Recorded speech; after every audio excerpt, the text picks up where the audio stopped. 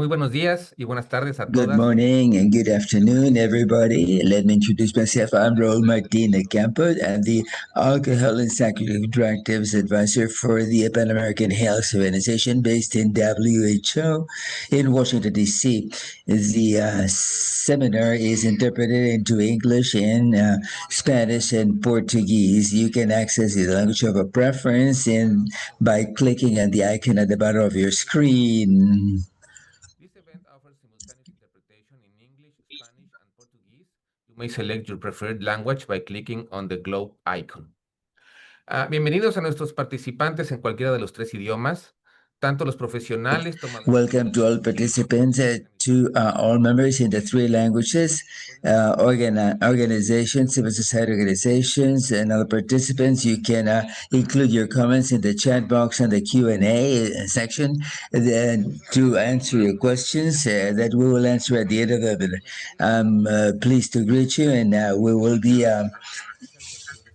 to this webinar, a series of webinar of the safer webinar to reduce the harm related to alcohol consumption. The webinar seminar is part of the World Action Plan for 2030 and the PAHO strategy for the next 5 years to support the implementation of interventions that are cost-effective and evidence-based in line with the Sustainable Development Agenda. What is the Safer Initiative? It's a 5-letter acronym that provides a clear technical framework to prevent damage, harm from alcohol consumption. Its 5 work streams include strengthening the restrictions on availability of alcohol to move forward in measures for substance driving to facilitate access to the detection and treatment and interventions for people with alcohol abuse and to enforcing compliance with restrictions on the promotion of alcohols and the sponsorship and to increase the prices through health taxes. These actions are a number of measures that are most cost effective to reduce the harm caused by alcohol. In these seminars, we will share most recent evidence to promote a technical cooperation among civil society, government, and society and academia. We have general public participants in this seminar. That's very important because we want to raise their awareness on the issues regarding alcohol consumption and to support initiatives for alcohol control. All these alcohol control initiatives have to be echoed in the communities and accepted by the communities because alcohol is not regular product. It's a product that has addictive characteristics. Its consumption is related to a number of health risks. We must remember that most recent research link alcohol consumption to a number of non-communicable diseases. PAHO seeks to raise awareness about the risks of alcohol consumption does not support the safe doses of alcohol initiatives. We support the regulation of publicity and sponsorship and promotion of alcohol. The probability of an early start in alcohol consumption emphasizes what we consider as something normal and increases the frequency of its use and a high risk of consumption. So moving towards comprehensive restrictions in advertising, including digital media, the internet and the social media, is a public health priority for our region of the Americas. We thank all the experts that are participating, and we thank them all the colleagues that contributed to organizing this event in the non-communicable and mental health department team and the country offices of the PAHO and the friendly national, regional organizations and civil society organizations are all welcome.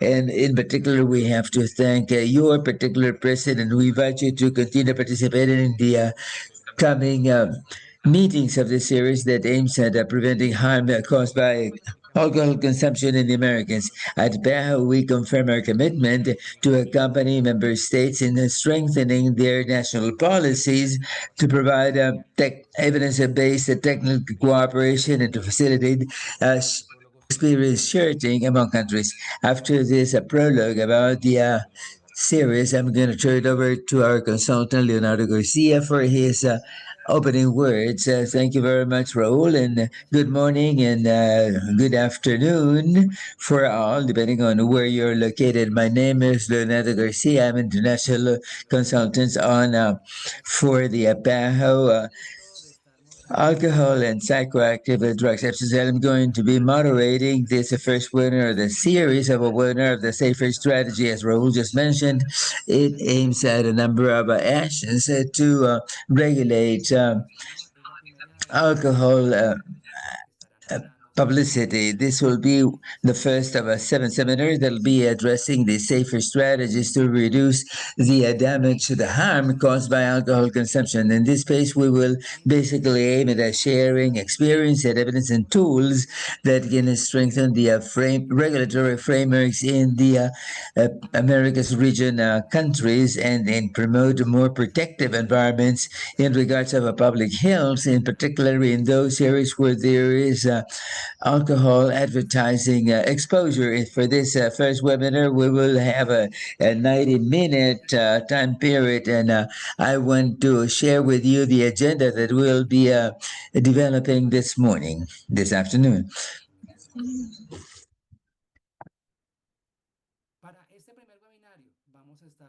In this first webinar, we will be taking 90 minutes.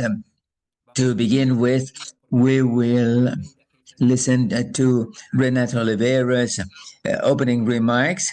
Dr. Jevin Drennigan, who will be talking about evidence in actions. Not just to prevent harm in the use of alcohol. We will open a panel that'll be led by Raul Martínez del Campo. That'll be a joint participants from several countries, civil society, academia, including Pablo Norwen, Angelica Martin, and Karen Calape. And we will conclude with a presentation by Brian McGrady, half of the legislation of the public health and policies at the World Health Organization. And we will encourage also to share your questions and comments so that we can share them with all the participants in this webinar today. So to get to the issue that's brought us here today, I will turn it over to Dr. Renato Oliveira, head of the Mental Health and Psychoactive Substances Department at the PAHO. Thank you very much, Leo. It's an honor to welcome you all to the technical and cooperation space that addresses one of the most important issues in our region. That's the impact of health in the development and the well-being of our communities. Alcohol is a psychoactive substance, toxic and addictive substance that is responsible for 2.6 million deaths annually worldwide and about 385,000 deaths in our region.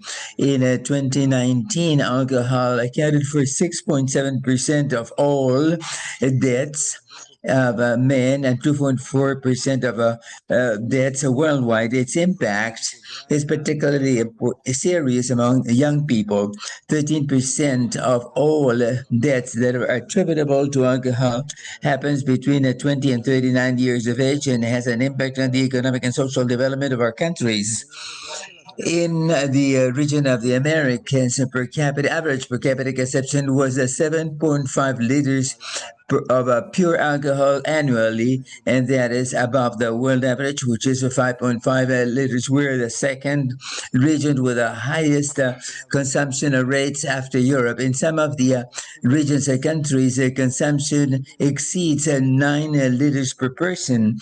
And among those who consume alcohol, the average consumption reaches 12.4 liters per person, and the consumption pattern is particularly highly risky. Over 35% of men and almost 16% of women uh, excessively consume alcohol on particular cases. Alcohol is intimately related to over 200 diseases, including cardiovascular disease, cancer, mental uh, violence, and traffic accidents. In our region, we estimate that there are 1,700 years of healthy living, and in 20 over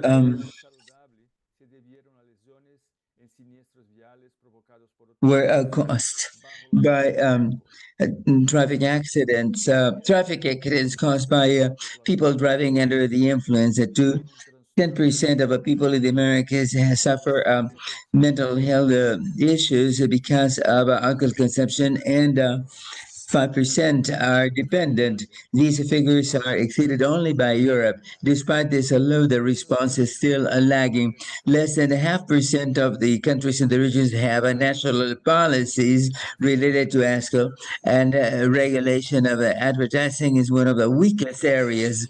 The absence of comprehensive regulatory frameworks leaves our populations, communities exposed and vulnerable.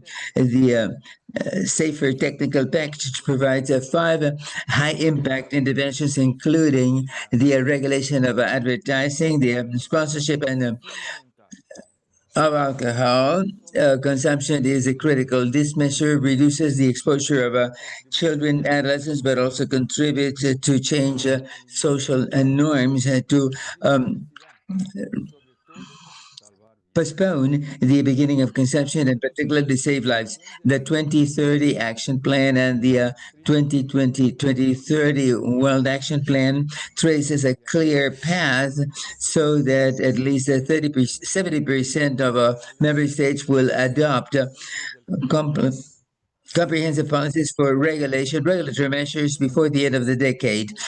Regional cooperation, political will, and intersectoral efforts are critical to accomplish these objectives. Today, we are meeting in this webinar to share evidence, experiences, and tools that can help us strengthen a collective response. Our task is to protect the present and future generations from a product that is still one of the main preventable causes of death, disease, and inequality in the Americas. I have a 12-year-old son, and I'm concerned that he is constantly exposed to alcohol advertising in the social media and on TV. I'm worried that one day he will taste it just because he is curious and because of the influence of advertising in the media. Or this initial experience may expose him to unnecessary risks, an accident, a fight, a traumatic experience that'll have an impact on his mental health. If there were more strict regulations that would limit publicity, this kind of influence would be significantly reduced and help to protect his development and well-being. If publicity is better regulated, it'll be less probable that it'll be lured to consume alcohol. We are pleased to have your participation in this reflection and dialogue space. Together, we can implement policies that can help us to promote policies to prevent harm caused by alcohol consumption. Thank you very much to you, Renato. And as you correctly mentioned, this is a concern that it should be only that addresses only parents, but also decision makers in our communities, so that we change this quote unquote normalization of something that appears to us as such a normal thing. It is an honor to introduce Dr. David Harrigan, who is a public health professor at Boston University and has over 35 years experience in research and policies on alcohol. Dr. Jenigan will be sharing with us recent evidence on the actions to restrict publicity and to prevent harm on the use of alcohol. This is a key issue in our debate today. I want to thank Dr. Harrington for his participation and for the contribution that he will certainly make that will provide a very important viewpoint about regulatory policies throughout the region. And Dr. Jerican, welcome to this space. And we now invite each and every one of you to share your questions and opinions to address them at the end of the webinar. Thank you very much. Welcome, Dr. Jerican. Thank you so much for that kind introduction. Muchísimas gracias por esta introducción. Muchísimas gracias. Shared my screen. So my job is to set the stage for the webinar by talking a bit about the evidence of what restrictions on alcohol marketing can do to prevent harms. But I'd like to start with just a little reminder of what we're talking about. So the top picture here is from Chile. Children at a sporting event wearing t-shirts with one of the most popular alcohol brands in Chile. The one below I took near a school and a church in the Philippines. It's a local fruity flavored alcopop with the tagline, "So good you'll get hooked." And then in March, I was in Sao Paulo for the end of Carnival, and you can just see alcohol marketing everywhere. This was a street party where they had wrapped one of the OXXO stores in advertisement for one brand. It was a warm day. There were lots and lots of vendors selling things to drink. And the only things they were selling to drink were alcoholic beverages. Other pictures from Sao Paulo advertising this at petrol stations.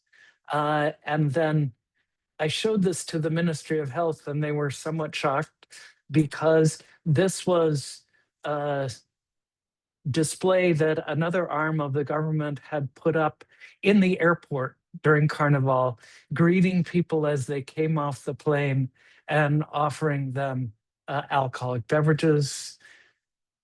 These are just a few shots from Mexico where you can see the marketing is impossible to avoid no matter what age you are. It is everywhere and huge, and I could show many more pictures. Just a quick summary of alcohol marketing and Carnival in Sao Paulo alone.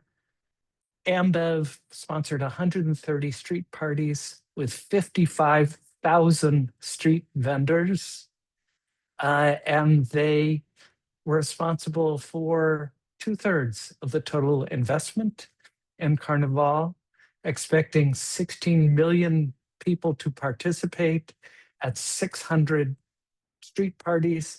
Heineken also had 30 events. Petropolis, Itaipava had 12 events, and so on. And of course, when we think of marketing, we usually think of traditional channels, television, print, radio, outdoor, etc. But it's important to realize how ubiquitous the alcohol marketing is. This is a study of branded mentions of alcohol in the most popular movies. And you can see there are almost 5 times as many alcohol brand movies as tobacco. Tobacco screen time and brand appearances were falling while the alcohol brand appearances were rising. This was tobacco, and this was alcohol. Interesting that the increase in the appearances of alcohol brands in movies was most rapid and present in the movies that were rated suitable for young people, that is, in my country, either G or PG. Popular music, this is another study by a colleague of the 720 most popular songs, and 38% of urban songs mention alcohol, 22% of country music, with several brands mentioned over and over again. What we're dealing with here is a global industry with $1.6 trillion a year in sales. It's highly concentrated. 10 companies sell 2/3 of the world's beer. If they were a country, they'd be the 23rd largest economy in the world. As of 2019, alcohol was the most profitable, was the 8th most profitable industry in the world. The chart shows the retail sales, $617 billion in retail sales from the top 10 companies. Just a little deeper dive into this industry. You can see for beer, 2/3 of the beer is sold by 10 companies. For distilled spirits, the top 10 companies sell about 1/3, and wine is much more diversified. I've worked on alcohol policy issues since 1986. I've worked on local availability. I've worked on taxation. I have never had the industry be so angry at me as when I started working seriously on alcohol marketing. It's important to understand how important the marketing is to the industry itself. Spirits and beer in particular are highly concentrated in terms of ownership, and the marketing functions as a significant, what economists call, barrier to entry. It helps the big companies stay big and keeps smaller companies from being able to compete. If you think about it, Anheuser-Busch InBev's cost of advertising per barrel of beer they sell is significantly lower than all of its competitors, simply because it sells so much of the world's beer. The same is likely true of Diageo and spirits. This concentration helps generate oligopoly level profits, which in turn then support more ability to spend on the marketing.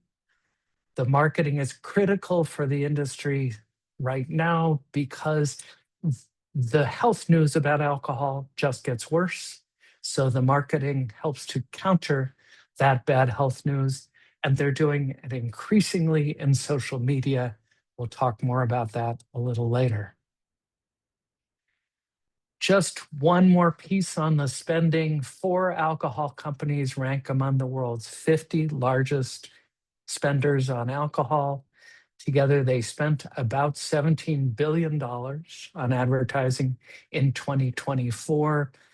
This industry is roughly 5% of all advertising spending, and alcohol is the 7th largest category, tracked by Advertising Age, the source that I use for this. All right. The marketing is important, it's widespread and huge. So what can be done about it? Well, the alcohol industry solution is self-regulation. And this is just one example, but I could show you many. In the US, the Distilled Spirits Council of the United States, or DISCUS, is the self-regulatory body.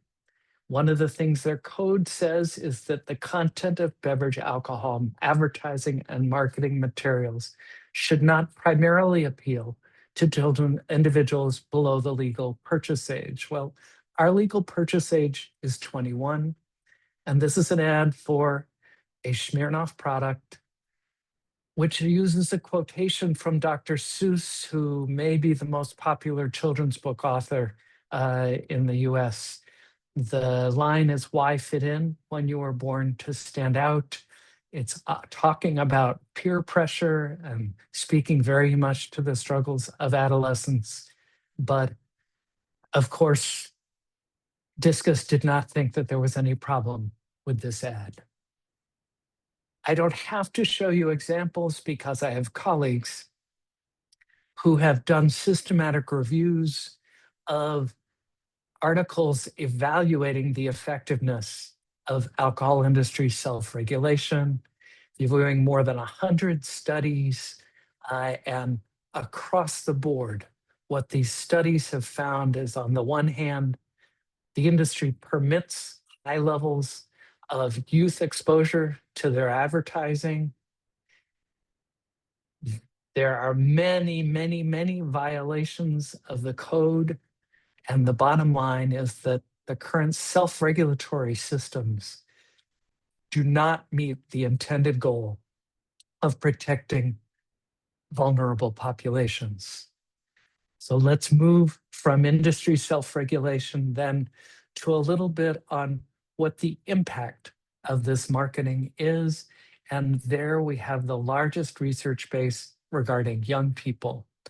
The first systematic review came out in 2009.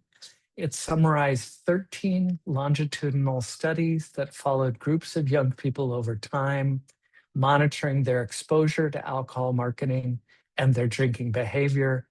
And it found increased exposure to alcohol advertising marketing was associated with greater likelihood of starting to drink, or if already drinking, to drink more. I led the next systematic review. We published it in 2017. We found 12 more longitudinal studies, 9 unique cohorts containing 35,000 participants from Europe, Asia, and North America. The follow-up period ranged from 9 months to 8 years.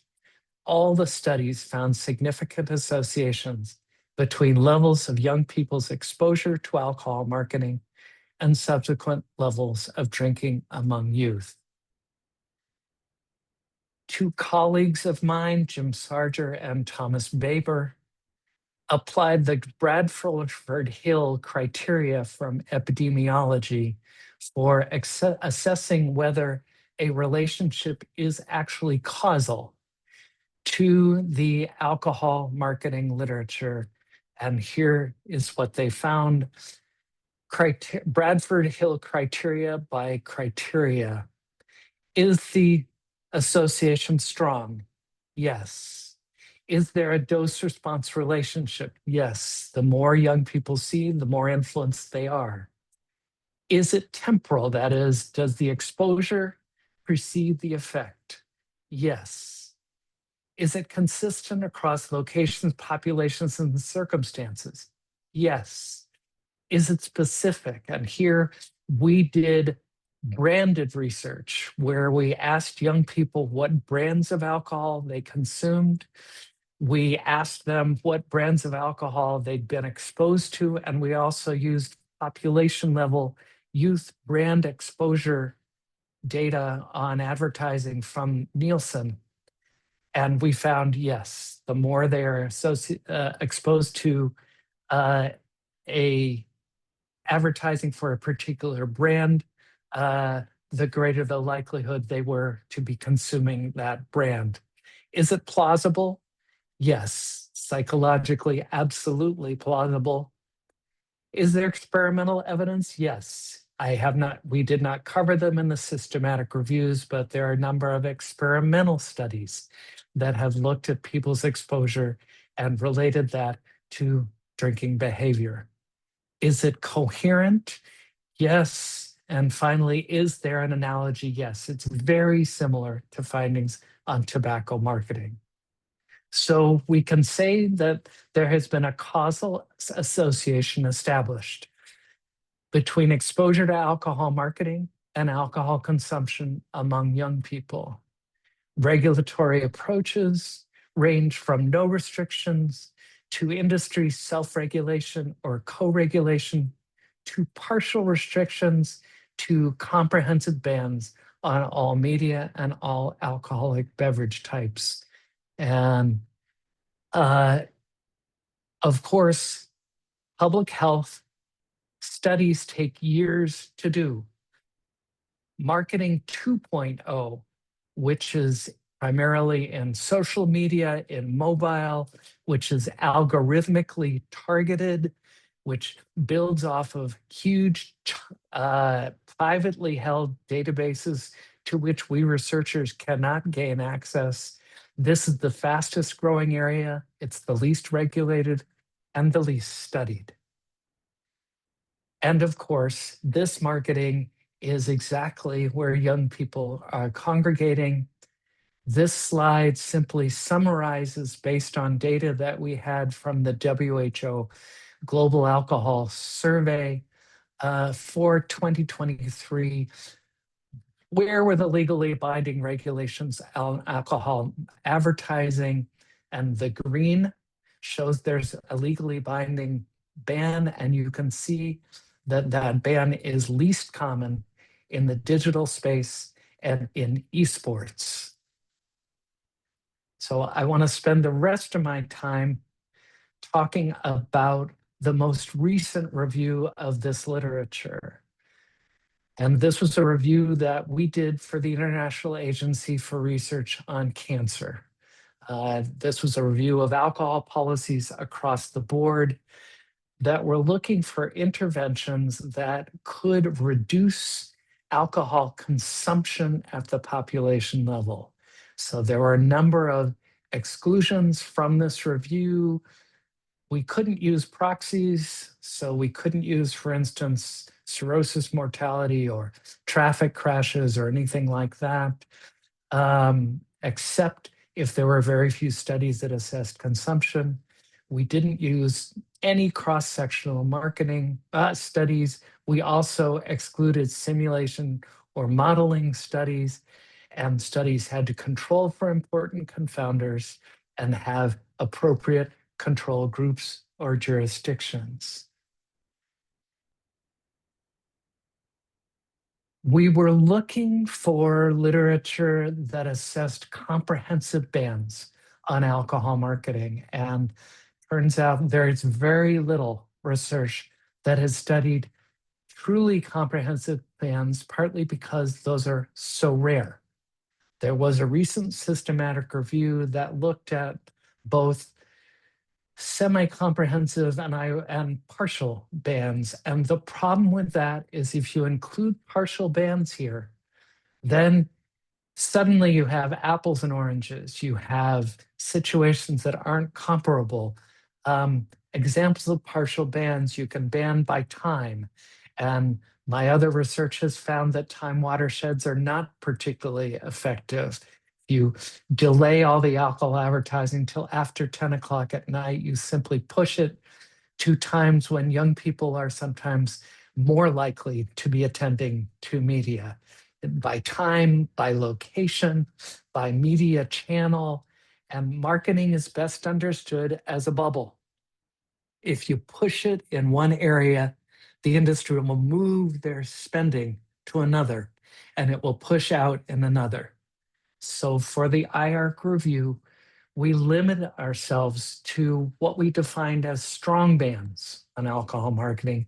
These are bans on marketing in at least one major media type, print, broadcast, or outdoor, for instance, for all types of alcoholic beverages. Given these very stringent inclusion criteria, we then ended up with primarily 4 studies that we looked at. The first was from Norway, and this was a longitudinal study at the population level. It used data from 1960 to 2006 to assess a very strong ban on marketing and for all alcoholic beverages with content greater than 2.5%. That was put in place in 1975. And what that study found was a 7.1% reduction in alcohol consumption attributable to the ban.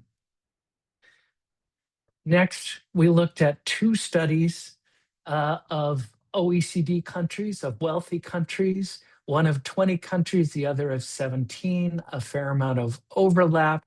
And at first glance, these studies seem to disagree with each other, but we went very deeply into them. The first one scaled total bans from 0 to 3, depending on which media the bans were in place for: print, radio, or television. They found a 1-unit increase in the ban score was associated to 8.6% lower alcohol consumption. The second study was done by an economist who has disclosed in some of his publications that he's done work for law firms paid by alcohol and tobacco industries. We went very deeply into this study and found that he had buried the most significant finding.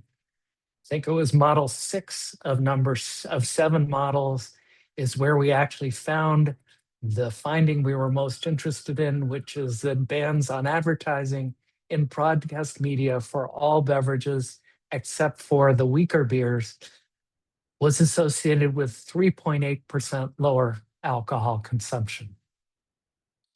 The final study we looked at was from British Columbia. This was a temporary ban that was put in place from September 1971 to October 1972. It was compared with consumption in Ontario, and they found no difference in consumption in British Columbia, but an increase in consumption over the same time in Ontario. IARC has 4 possible categories for strength of the evidence. And based on the consistency of the evidence, the strength of the associations, and the fact that confounding could be ruled out with reasonable confidence, this working group concluded there was sufficient evidence that strong bans on alcohol marketing lead to a reduction in alcoholic beverage consumption. And we subsequently published our findings in an article in the New England Journal of Medicine. This is a very active space in terms of public policy. One of the most active places has been Russia, which has done a wide variety of things to limit alcohol availability, but including some key bans in the alcohol marketing space. This is not a systematic evaluation, but it does show the trends in alcohol consumption, along with a timeline showing many of these limits that were put in place on alcohol marketing.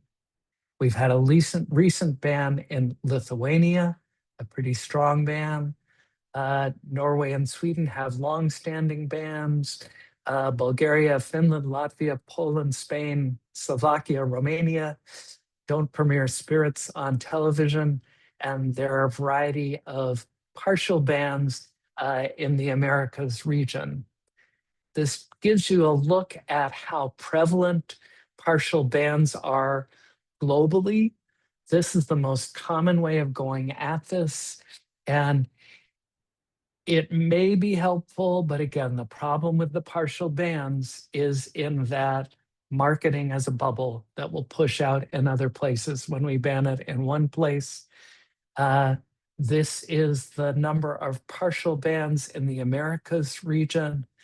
As you can see, there is what I would call tremendous potential in the region of the Americas for us to act on the strength of the research evidence and use that to put more curbs on alcohol marketing. Thank you so much for your time and attention.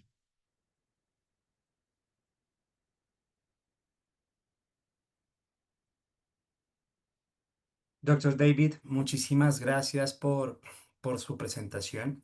Creo que es muy clara de cómo la evidencia nos muestra que evidentemente. Thank you very much for the presentation. And we're also being able to see here that publicity also starts talking about the normalization that we have and it insights in reference to what we have to also inciting and being able to have this early, and also about seeing the regulation. The regulation of publicity and marketing also prevents the damages and incides in the regulation of the different measures of alcohol per capita. Dr. David, thank you very much. And just to be able to continue working in different contexts in reference to this very important actions, we are now going to begin with our panel, where we are going to have different guests to be able to discuss of how we are able to continue with these actions of regulation. In this panel, we are going to have three guests that are Angelica Maria Caro, that is a psychologist and specialist in clinical psychology. She is an officer of incidents in Malvindi International, and she has a perspective from civil society and human rights. We're also going to be with Karine Galopel Morgan, that is professor for the high-level studies in public health. And we're going to be sharing actions in reference to what is done here from the French government, specifically in reference to the publicity of Pablo alcohol. Norambuena. And we're also going to have with us Pablo Norambuena, who is from the Ministry of Health of Chile, that is going to be presenting also the experience of Chile in the regulation of publicity for sanitary warnings. This is going to be led and moderated by Dr. Raul Martin de Campo, advisor for the Pan American Health Organization. Thank you very much, Raul. Go right ahead. Thank you very much, Leonardo. And just taking a little bit of what has already been mentioned and what we've been discussing, I think one of the conclusions that we have in the panel that basically has to do with these restrictions in reference to all of these different communication means of publicity, of sponsorship, for us to be able to get the referencing of the industry, and also seeing how all of this association in publicity and the consumption of alcohol with negative impacts when you are sad, when you are mad, positive when you want to celebrate something, and also from this linkage in reference to when you feel alone, then we are actually able to give you the freedom with some of the comments that are being done in reference to being able to work on this. And also, I think it is important to mention that we have many attendees in the chat room that come from the area that has to do with treatment and rehabilitation.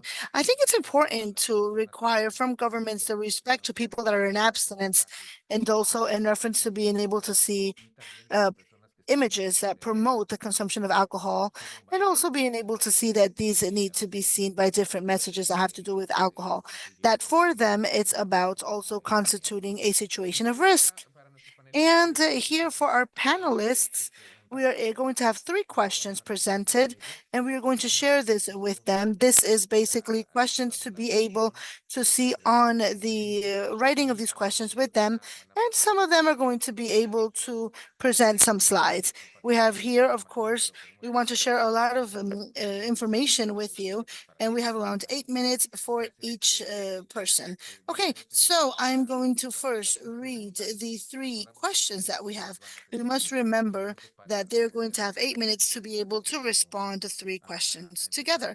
So we are going to begin with Dr. Karina Lopez Morgan. And the first question is, from your experiences in Chile, France, and across the region of the Americas, it's important to mention that France is a country traditionally with a very strong industry. There is not any pretext. There is a law that regulates the publicity of alcohol. So what has been the key factors that have enabled progress in regulating alcohol advertising? And we would also appreciate it if you could briefly describe the political or institutional context in which these processes have taken place, as well as the main challenges and how institutional or economic resistance was overcome during their implementation. Next question, which has to do with one of the major challenges has been addressing the influence of the alcohol industry. So, from your perspective, what strategies have proven to be most effective in countering this influence and insensitizing decision makers in reference to the parliament or in congresses as those that have the executive power in reference to what needs to carry out follow-up monitoring and also the actions of these laws? at the same time by reinforcing the capacity of governments and civil society to be able to respond in an effective manner. And the third question is, from your experience, what will you identify as the 2 or 3 top priorities that countries in the region should implement over the next 2 years to advance the restriction of alcohol advertising, sponsorship, and promotion? So, Dr. Karin, if you can please share with us your experiences, your points of view. Thank you very much for being with us in English, and it is an honor to have you here with us today. And I know that what you want to share with us is going to be very interesting. Thank you very much. Thank you. I think I understood that you asked me to speak and to share my screen because I speak.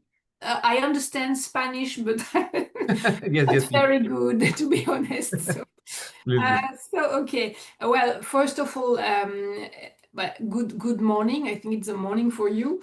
Thanks a lot for your invitation and for this very important webinar. Well, I'm gonna ask you answer the 3 questions you ask with the example of a very famous law. I think that you've heard of it, the French Evin law. Which was voted in 1991, so long time ago. We don't have all the evidence base that David presented in his slide. So to answer your first question from our experiences in France, what have been the key factors that have enabled the vote of the Evin law actually? Well, I had the chance to meet Claude Evin. He was the Minister of Health at that moment. He's still alive. He doesn't work anymore on that questions, but I met him 3 or 4 times, and he explained that at that time, so in 1991, the 2 main arguments, factors that made the Evin law voted was public political will for sure. But it's all the same. It's always the same. It's the same today. If there is no political will, it does not work. And also health arguments. And according to him, he told us that deputies and MPs had voted the Evin law because there were majority of them were convinced that the regulation of alcohol advertising was a very good way to denormalize alcohol in French society.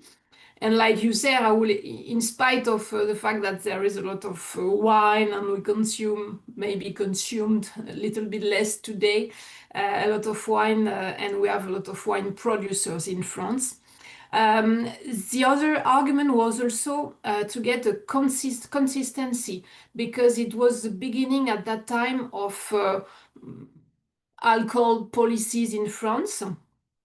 So the idea was to lower the consumption of alcohol in France.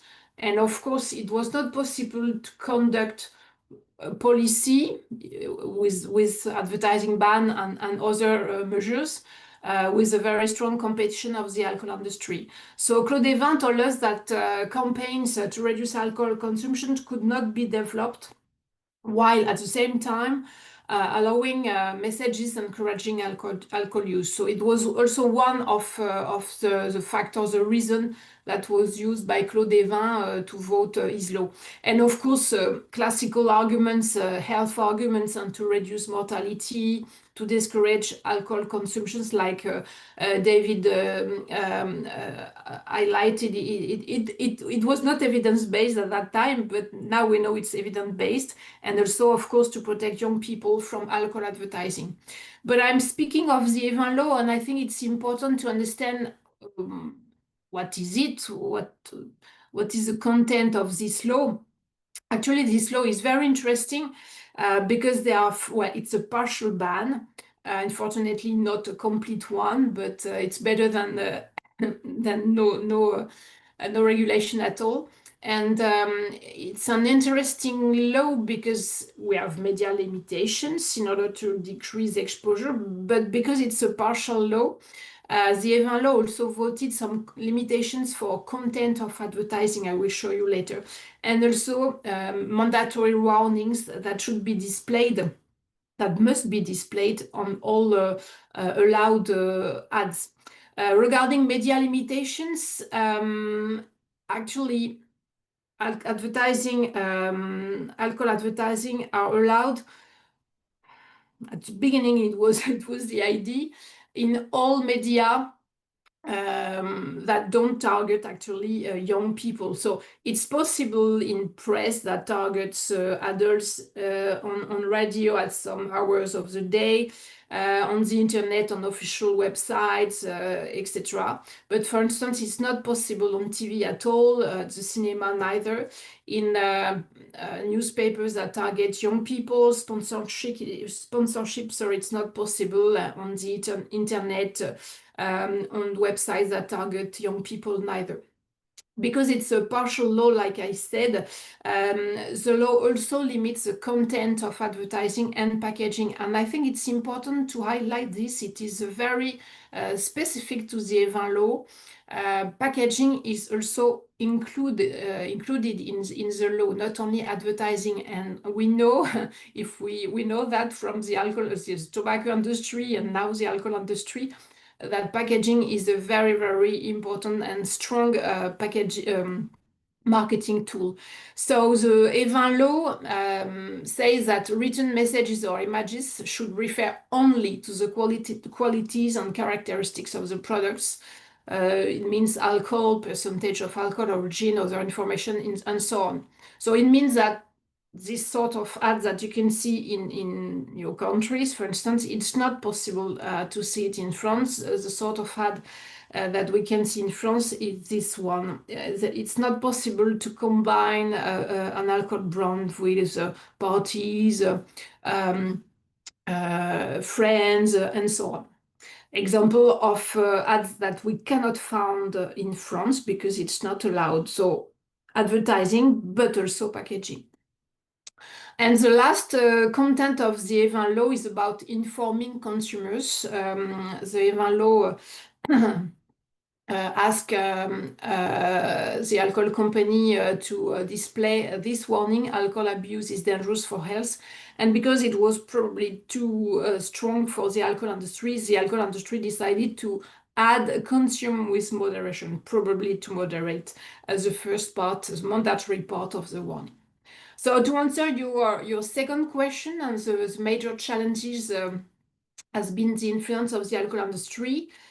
So yes, we published a paper on that. We interviewed all people at that time that were involved in the vote or in the implementation of the Evin law. And the alcohol industry was very aggressive even at that time.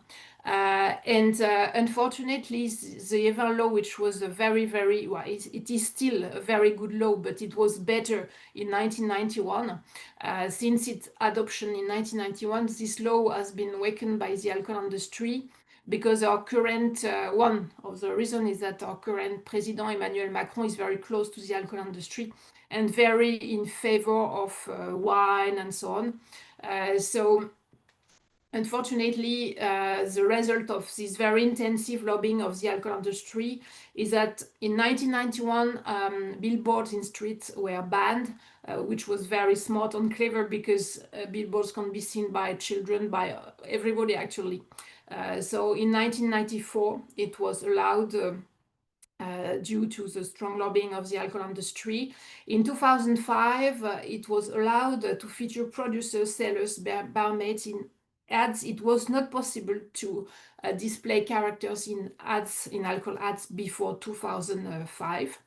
And another big issue in 2009 was the possibility to promote alcohol on the internet. It was not in the list of allowed media at the beginning of the law, of course, because internet did not exist in 1991. And the last one, well, it was about quality, production region, and so on. I won't get into details because we don't have time. But at the beginning, just to sum up, at the beginning in 1991, this law was very, very much effective than today, even if it's a very good law still today, because it was not possible to see billboards, to see characters, and to see alcohol ads on the internet. So I think it's very important to prevent for the lobbying by the alcohol industry, to analyze the arguments. And now there are some experiences of countries, including France. So we did that in our research. We analyzed the arguments that the alcohol industry used to weaken the Evin law, and it's very similar to other countries. So I think it's important for NGOs to know these arguments and to be prepared to answer to them, because it's always the same. So the alcohol industry says self-regulation is enough. It's not necessary to get laws or regulations, because the alcohol industry is responsible. The other arguments that we found in France was wine has a positive impact on health. Moderate consumption can be beneficial, so it's not a bad product. It's complicated, according to the alcohol industry, to get this Evin law, because it's complicated for the freedom of speech, and then journalists are not very safe when they speak of wine and so on. And of course, economic arguments, financial and job losses because of the Evin law. It gives a bad image of wine abroad. And a very, very strong argument of the alcohol industry too is that the Evin law is not effective to decrease alcohol consumption, and is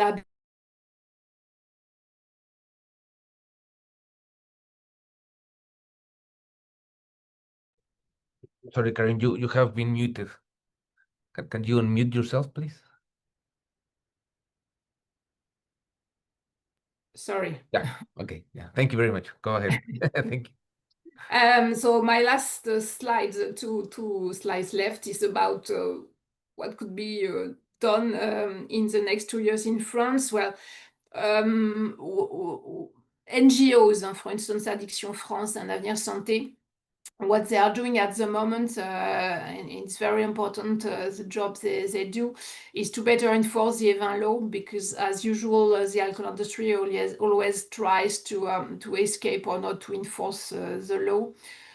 So these NGOs, they go to court, and they won, and they win at about 90% of trials that they have. The NGOs, they win against the alcohol industry. They also conduct this NGO strong activity of monitoring, in order to be sure to control that the alcohol industry does enforce the law. And these NGOs also educate, inform, and for instance, they do research. I work a lot with them and conduct advocacy campaigns in order to inform public health people, because I think that public health people in France or in other countries, I think it's the same, they are very naive about all the forms, all the sorts of alcohol marketing, and the impact it can have on very young people, and also the impact it can have to counter their own prevention campaigns. And according to a national report written by experts, I was involved in this report. What we recommended at that time, it was a report written in 2 years ago. Well, we recommended to achieve a complete ban, like David said. It's the best, for instance, like Norway or Lithuania. To include also low and no alcohol product in the Evin law, because it's not done at the time. And so we can see some ads on TV of Heineken 0%, but young people, they see Heineken on TV, so it's not the best. And also to better prepare to fight against lobbying by the alcohol industry, and to better prepare NGOs, like I told you before, to think of arguments used by the alcohol industry, of its strategies, and to do the same for NGOs to struggle the alcohol industry. Thanks a lot for your attention, and just some encouragement of Claude Evin. I was very proud of his very nice and kind message. He encouraged me to go on all the research we do to show the effectiveness of the Evin law. So you have to do the same and to struggle for marketing and advertising regulation. Thanks a lot for your attention. Thank you. Thank you very much, Professor Galopel Morjan. Muchas gracias, profesora. El Open ha sido una interferencia muy integral y los retos por la interferencia de la industria del alcohol. Así que que la industria siempre va a seguir intentando hacer algo de interferencia. Bueno, vamos a continuar con nuestro siguiente panelista. Vamos un poquito retrasados de tiempo, pero es importante que escuchemos las opiniones de todo. Y ahora tenemos un ejemplo para Latinoamérica con el doctor Pablo Norambuena del Ministerio de Salud de Chile. Entonces, doctor, adelante, por favor. También traes unas diapositivas que quieres compartirnos y ojalá nos podamos ceñir al tiempo de 8 minutos. Sé que tenemos mucho que comentar, pero vamos a tratar de ceñirnos al tiempo. Gracias, Pablo.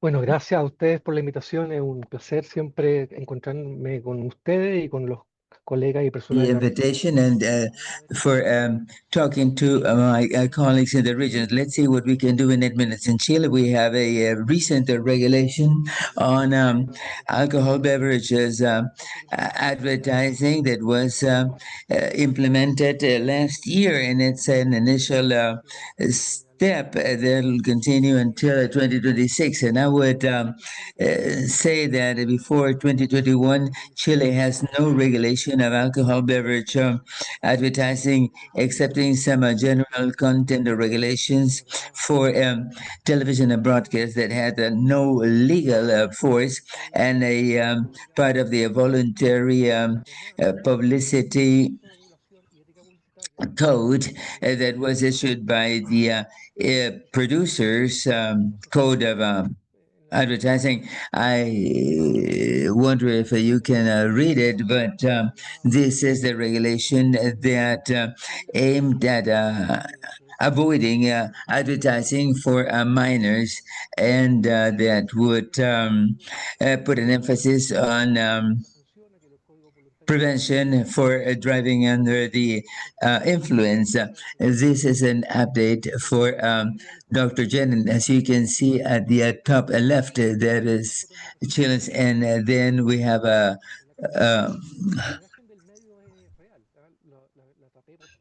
an advertisement with DirecTV, and then the middle photograph there is advertising. These are advertisements from the times when Chile had a strong soccer team, and there is sponsorship and advertising that includes photographs of the important national team members. And also here, we wonder if the people that are shown here are 18, 19, or 21 years old, and you can see them that they're skating down a campus. Or here you also have non-alcoholic beverages for children, and on the right-hand side is pregnant women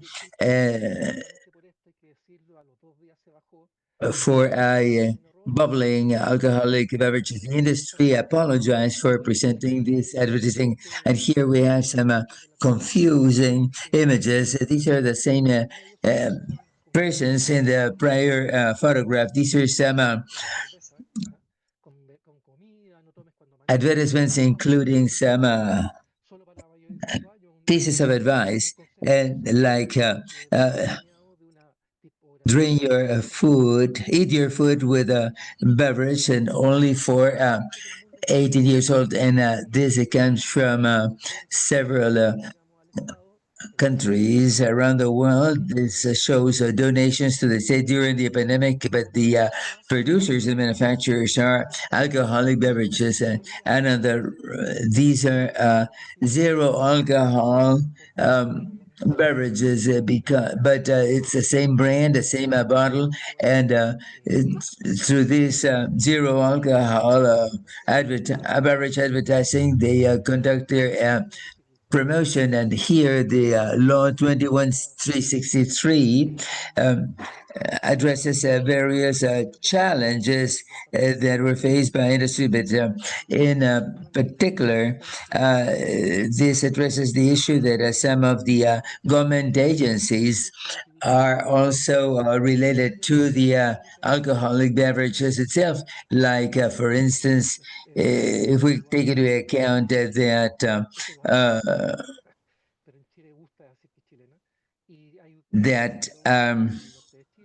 Peru, Chile is a wine producing country, and we also produce a pisco that is a Peruvian spirit that is very much liked in Chile.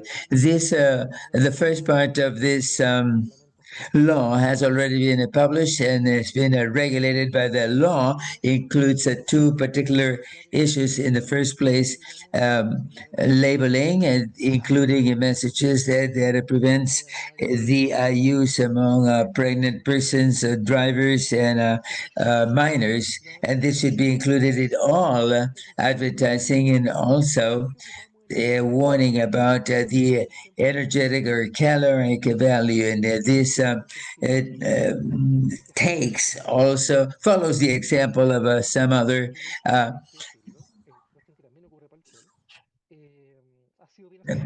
advertising for products that are already in force for other food products. This was adopted in the middle of last year, but the most interesting thing from the viewpoint of the science basis for reducing the consumption of alcohol includes prohibitions during certain time bans, and the relationship with sports and sports activities and sports where, and in particular when they address minors. This will come into force in the middle of next year. This is an issue that we still have to review carefully. Let's see some ideas, and I will use the last couple of minutes for share some images. There have been four draft laws that were amalgamated in a single one. The first one dates back to the year 2002, so it took 20 years to pass a specific law that includes several opinions. The debate took 20 years, and basically the industry was lobbying various government agencies and decision makers, and also through the media, is that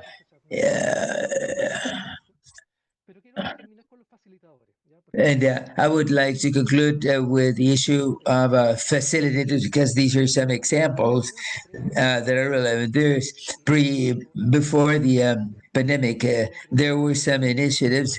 During the pandemic, the government was already interested in reactivating a roundtable together with some members of Congress, but the pandemic delayed it. The present administration that is about to end included the regulation of alcohol beverages advertising in its government plan to it's only the ministries, the Ministry of Health or the National Drug Service that could be involved, but also the Ministry of Internal Affairs and the subsecretaries that are relating to the relationship between the executive and other agencies and the parliament could include this topic with a higher priority than previously. But there are other technical approaches that are available throughout the region. But this safer technical package was particularly useful, and also because alcohol is included in the Sustainable Development Objectives, and the national health strategies also include a relationship to this. But this does not close the debates, but it's a good starting point for our argument. We had already regulations about tobacco and food addresses. Since we have significant data about the relationship between consumption and health issues. And there are also studies that showed that, contrary to the industry's opinion, it would have an impact on jobs and the economy of several regions, and also a study by the Ministry of Economy to determine what was the most appropriate warning, and they determined that cancer warnings were the most effective. This was part of the negotiations, but it elevated the level of a debate so that other issues and other topics were also approved. And to conclude, this was a very long debate. The law was passed in 2021. The regulations and the implementation is still ongoing. The debate is still open. With some fallacious arguments by industry that, like, for instance, it would impact negatively the country's image. But all these things can be discussed on a significant local evidence. And if there is no such evidence, there are some free researchers to estimate the social cost of alcohol consumption. The French law was particularly important because it showed that a wine producing country like France and Chile was a very important law, and of course, ongoing information and participation in the media and labeling. Although this may not be the main emphasis from the viewpoint of science-based evidence, I think that the important topic to start with was that most of the debate, probably all the debate, concerned labeling rather than advertising. The labeling issue was the main topic that was discussed. And of course, there is always more evidence that is available to you that will provide more details. Thank you very much, Pablo. The fact that we have examples like yours that show that if there is a political will, everything can be used. You have to be patient and persevering, but the objectives are finally accomplished. And now it is also important that we have that we hear the voice of civil society to tell us what's been done well, what remains to be done. So from Colombia, Angelica Maria is welcome to share in the next 8 minutes her and how we can cooperate, because we are very important elements in making all this possible. And I good morning and good afternoon, greetings from Bogota. And I want to start with something similar to what David did in his presentation. I don't have slides, but we must remember, and I want to see this from a slightly different perspective. When I think of advertising and sponsorship, I think in terms of an intervention that is implemented by the alcohol industry. I'm a psychologist, and I think as a psychologist, so this is an intervention in the sense that this is an industry activity to change behaviors. Human beings are not born consuming alcohol. Human beings are not born with a need to consume alcohol. And here we have an industry that is one of the actors in our societies, our environments, and our cultures that act so that people will start consuming alcohol. And once they do, they keep consuming and even increase it in terms of frequencies or amounts so that there will be more opportunities to consume alcohol. And this is what advertising shows us. If we're talking about sponsorships, they are basically aimed at increasing or promoting alcohol consumption. Also, as David said, the figures that he shared are very important to better understand what we're talking about. Industry spends, and for those of you who did sometimes we do not engage correctly what David said. David mentioned that industry spends between 15 billion and 16 billion dollars in advertising annually. The figures that David shared with us um,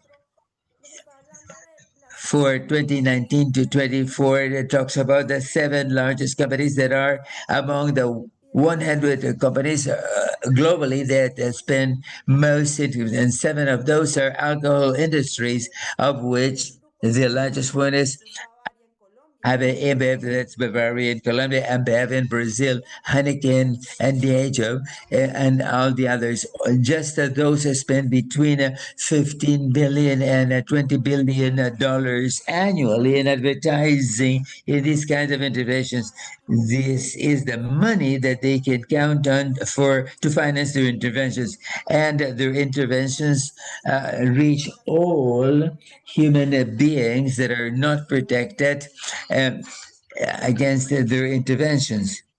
So it reaches not just you, but your brother, your sister, your neighbor, your decision makers, the ministers, etc. So this is a very effective intervention any way you look at it. And when you ask my psychologist colleagues and decision makers and parents, and what we should we do is to compete with that intervention to accomplish a change in the environments, that is to reduce consumption and prevent the consumption from starting, whereas the most evident solution is to begin with. Governments have the responsibility to protect the people so that industry will not intervene upon us to increase alcohol consumption. That is the most evident intervention to protect us from such intervention.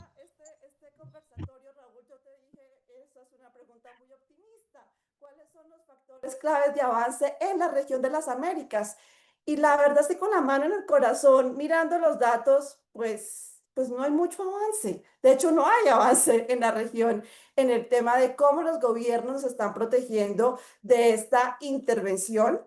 Y lo que sí puedo decir es que este How the webinar... governments are protecting them. We can say this webinar is definitely helpful, and it has there are things that can definitely be helpful for us in reference to visualize that people are actually worrying about this aspect, and in reference to the strategies that are being set. And it's almost 30% of this back in reference to see Mexico, Colombia, and Brazil in this survey that there is as a part of being able to establish and in reference to these parts in the scene, being them able to establish is in reference to being able to speak positively about these aspects, in reference to being able to establish this policy and how it has benefited this. These kind of things are definitely helpful in reference to being able to see that there's in the region almost 50% of the countries, and going on to the second question, but also here almost 50% here there has been any interference in reference to being able to see this part, and there are measures that we need to be able to take on this. And the first thing is to be able to say, in reference to be able to document, analyze what the alcohol industry does, and in reference to being able to establish in reference to being able to see how this works. And also in reference how we are able to see this part in reference to these ends and how we are working this in reference to being able to establish this in the contrary manner. And here again, in reference to what Karin was mentioning, we know what arguments are going to be told by the industry. There is nothing new. And even independently, in reference to the policy of alcohol, I will be able to list you all of the arguments that the industry mentions. So we need to get prepared with data for this information to be able to present this practice in the industry. It's a very important. Raul, you mentioned at the beginning in reference to all the people that are connected that work in treatment, rehabilitation. In Australia, for example, we made an exercise where we will be able to present how the alcohol industry will definitely direction the publicity towards people that would look for help in reference to consumption of alcohol. So the industry that is actually set as the ally and wants to contribute to this as well is the same one that is being given publicity to people that are looking for help. In the case of Movendi, we're actually able to carry out the work with also the regional and in reference to the Pacific, and also we would have a part of young cases where in reality people would see how many times the campaign will be exposed, and this would be done to be able to dimension that we are working and to being able to establish that we're going to launch a guide that right now well, is in English. Hopefully it's also already translated as well so that we can at least have it in Spanish or Portuguese for the region, but it's going to be in English in a month.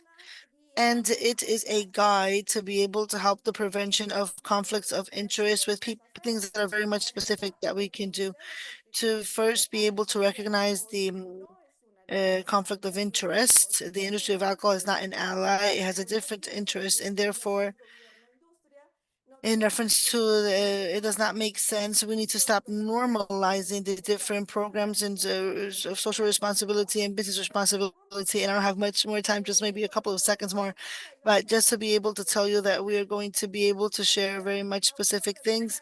And the last question was to be able to give priority to be for us to be able to reinforce the alliance of government, civil society, academy. It's very important. And even among agencies, it's very important in reference to this, but also in reference to considering this part and to being able to see the different spaces that we have in reference to what Pablo was mentioning. It's very important to be able to organize this and see in every country in reference to the population and publicity, how we are able to establish all of these matters. And well, I insist to be able to normalize the fact that this is something that is concerning and it has a solution. And together we're able to do it. Thank you very much. Thank you very much, Angelica. Thank you very much to everyone. I think that all of this is very valuable for the whole cooperation that we're wanting to do. And I'm just going to add one more example before finishing, which is the fact of us imagining all of these studies that have been done where we are starting to see from children that are 6, 7 years old in every country. If you are able to I ask you to do a similar exercise, it's about knowing what answer you have from your children, for your nieces, nephews. If you ask them what are the brands of uh, beers that are sold in their country, they're going to know the brands. 6, 7 year olds. The industry starts to position their product in the minds of these people, these children. So when they're 11, 12 years old, then they start having this idea of wanting to know what alcohol is about. And of course, these children start generating this expectation throughout these times of the year of what happens when they consume alcohol. That is why it is very important for us to be able to work also with other agencies and other actors that also work with the infants and to be able to protect our children from the exposure to these kind of matters. Okay, we will now pass on the floor to Leonardo. We have one video because it's very important that we're able to now discuss about the topic of the promotion in internet and social networks. And then we will go ahead, Leonardo. Raúl, muchísimas gracias a ti. Y bueno, Thank you very much to you, and thank you very much to all of the people that were sharing the panel with us, because I think that they definitely give us a line in reference to know how to continue working with actions to restrain the publicity of alcohol, what actions have been taken, and also which are these challenges. As it has been said, we have received from behalf of the head of the Unit of Legislation and Policies in Public Health of the WHO, Dr. Bayman writing a video. We received a video in order to be able to reflect regarding the options to be able to regulate marketing, online marketing. And therefore, right now, we are going to share this video. And meanwhile, we start reflecting on our friends. So with Dr. Bet Insane, we invite you to be able to ask your questions through the chat.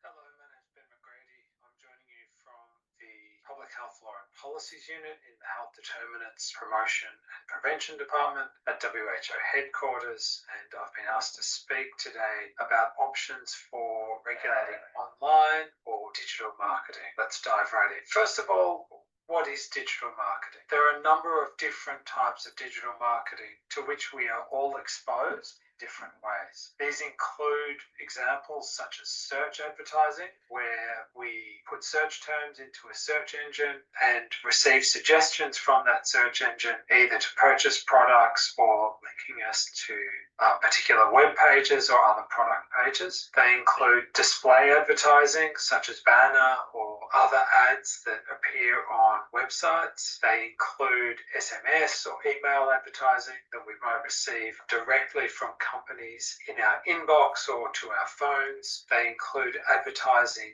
directly in applications such as games that might include an advertising component, or other apps where, for example, you don't pay for the app but receive push notifications or push advertising during use of the app.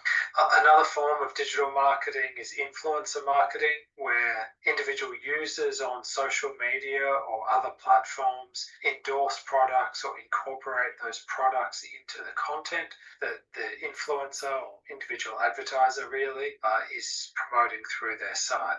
We also see other forms of social media advertising include display advertising on social media sites, but also other user engagement techniques that are designed to promote products and create a viral sensation for different products on social media. And of course, these different forms of digital marketing, although some of them are specific to particular digital contexts or digital environments like social media, many of them can be found across different digital platforms. It's important to recognize that digital marketing is also distinct from traditional marketing in the sense that our exposure to digital marketing today is much greater at the population level than our exposure to traditional marketing.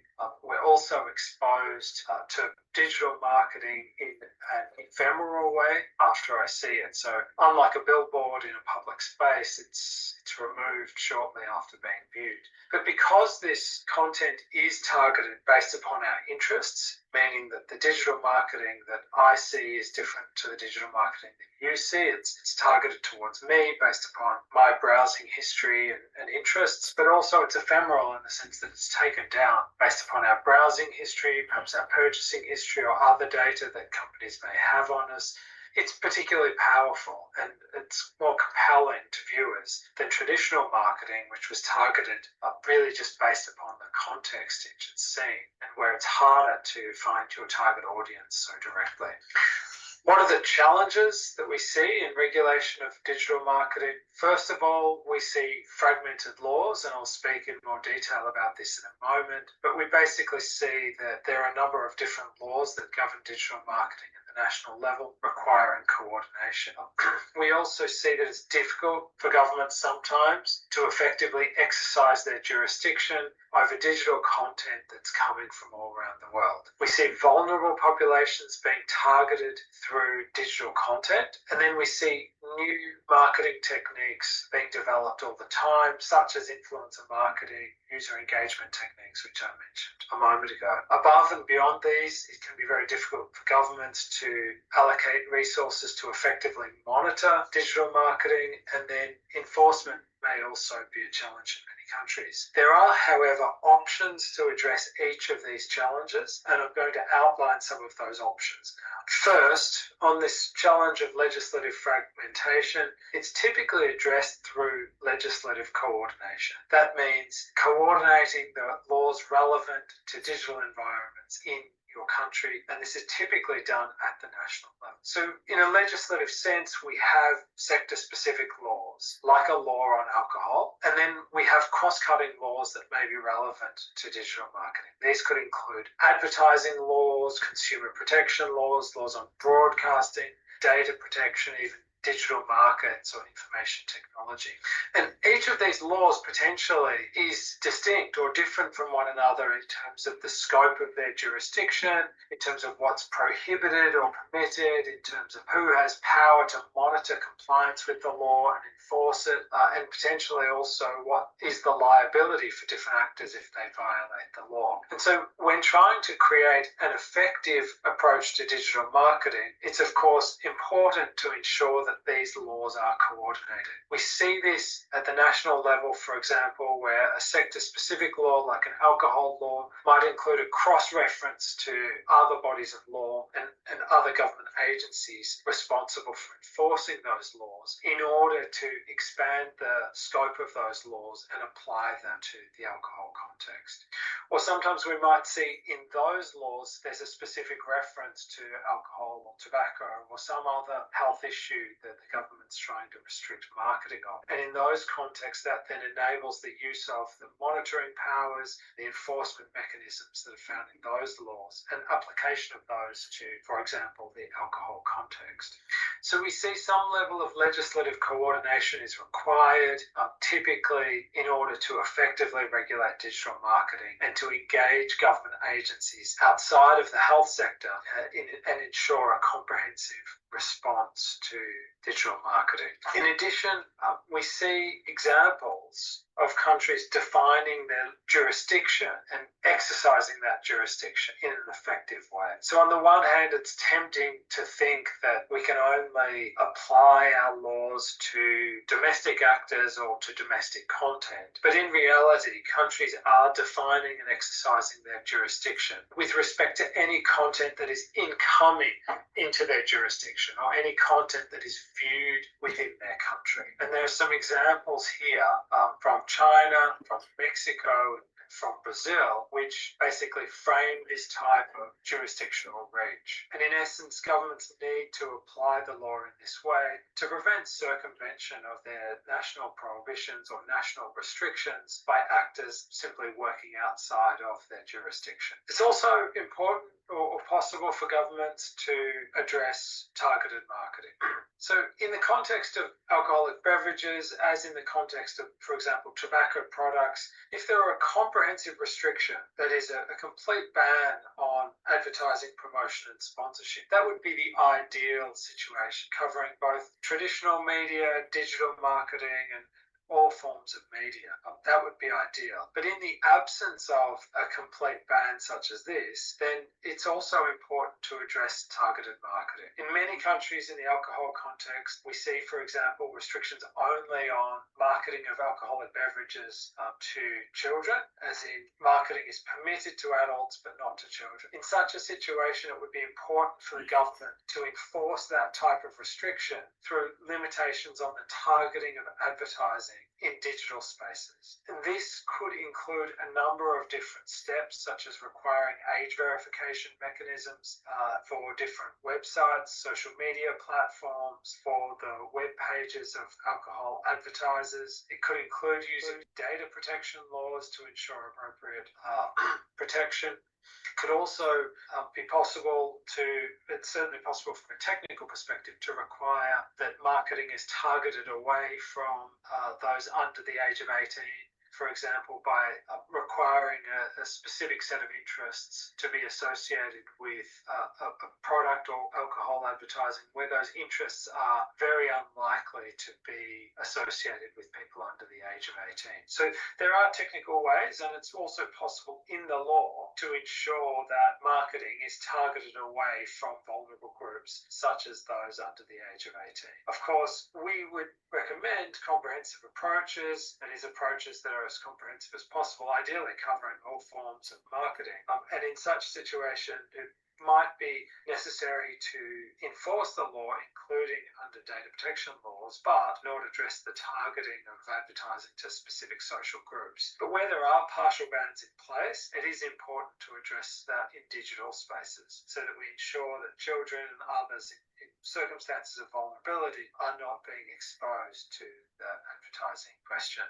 It's also possible to address new and emerging techniques such as influencer marketing and user engagement techniques. For example, we have some countries, and France is used here as an example of a country that has a cross-cutting or general regulation governing influencers. In fact, many countries are now developing specific rules governing influencers as part of their advertising laws or consumer protection laws. Similarly, it's possible to have general laws on user engagement, and also possible to have sector-specific, like the alcohol sector-specific laws on user engagement techniques such as those on social media. By user engagement, what I'm talking about is a situation where, for example, an alcohol manufacturer or a brand uses its own social media page to engage consumers on that social media platform. They might, for example, create a competition that's designed to encourage people to share their content, such as marketing content. Or they might be using the platform to share materials about live events, such as events where they've promoted their product, or other techniques. And it is possible to restrict use of those techniques. Now, in many instances, this is extremely important because social media platforms are spaces in which children and young people are shaping their identity. And so the need to regulate marketing techniques other than just the paid advertising that is run on social media platforms is increasingly important. And so it's possible both to regulate the influencers themselves as well as to regulate the companies that retain influencers or enter into a commercial relationship to retain those influencers. That is the advertisers themselves, the brands, the alcohol manufacturers, etc. Another challenge that I mentioned earlier is with respect to monitoring digital marketing. So obviously the internet is huge in the sense that there's a huge amount of different information on the internet and in different online environments. But there are monitoring approaches that are available to governments. And we see three principal approaches that governments use. One of those approaches is online inspections. And online inspections are simply where a Ministry of Health, for example, might view and inspect online content. Another approach is using artificial intelligence tools to search online environments for advertising and compile that material in a way that's far more efficient than using human resources, so staff, for purposes of gathering that information. And then finally, there's also another option used in different contexts, which is disclosure obligation. And they can be placed, again, on different actors in the marketing supply chain. Social media platforms, for example, the advertisers themselves, or others involved in the supply chain, requiring them to disclose the marketing that they're involved with in the alcohol context. And that can be a useful tool for both promoting transparency and identifying marketing that inspectors may not otherwise see because it's ephemeral and taken down after the user's viewed it. We also mentioned earlier the challenge of finding the right enforcement mechanisms. And here I come back to the point that I made earlier about legislative coordination. So when we look across the range of different laws that might govern digital marketing, such as advertising laws, broadcasting laws, consumer protection, any other media laws, we'll see a range of different government agencies that are responsible for enforcement of those laws. We'll also see that there are both preventive and reactive enforcement mechanisms that can be used, but that there's quite a wide range of different sanctions and enforcement mechanisms that can be used by government. Moderating the content of a website, for example, issuing warnings, using blocking and filtering technology, takedown orders, removal from search engine results, account suspensions, etc. But typically what we see is that these range of sanctions are rarely available under any one law. So for example, where we have a sector-specific law on alcohol and that law restricts alcohol advertising, we don't generally see that the law on alcohol advertising sets out all of the different powers of the government agencies responsible for monitoring and all of the different sanctions that would be used. Rather, the more normal thing to see is simply a prohibition and then potentially a sanction such as a fine or other single enforcement mechanism. Now, as a general rule, that's not going to be the most effective approach for purposes of enforcing restrictions on digital marketing. Rather,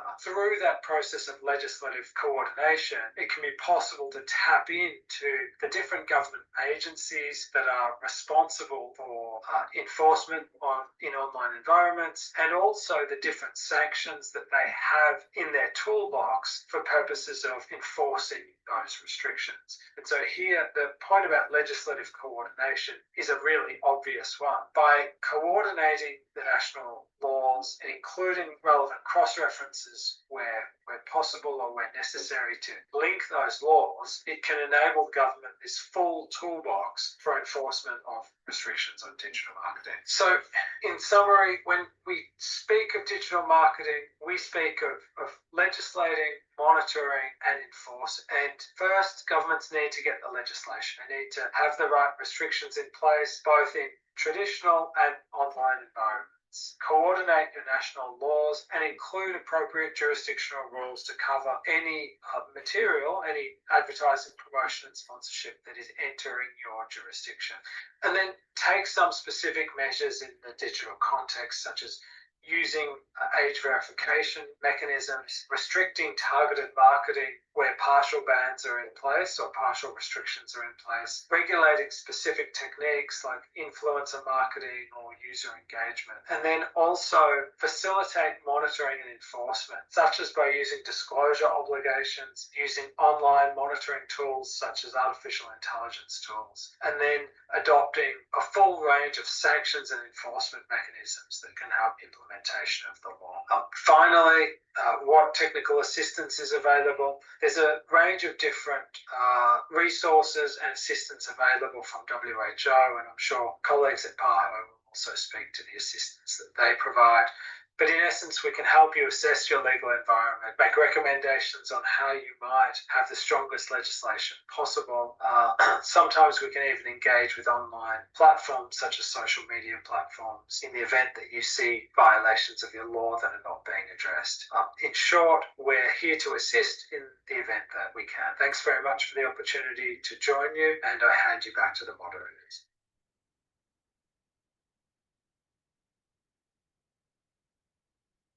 No, extenderemos el agradecimiento al Dr. Ben McBride de la Organización Mundial de la Salud. Thanks very much to Dr. Ben McBride from the World Health Organization to contribute on how to regulate the online market and to start closing up with this first seminar of the Safer initiative. We have received very interesting comments from you that will be addressed in the upcoming webinar, and we also are interested in hearing what is your interest in the topics that we should be addressing in future. And to conclude this first webinar of the Safer series, I would like to invite again Dr. Raul Martin del Campo to share with us the conclusions and insights from this webinar, and to invite you to prevent the damage of the harm caused by consumption.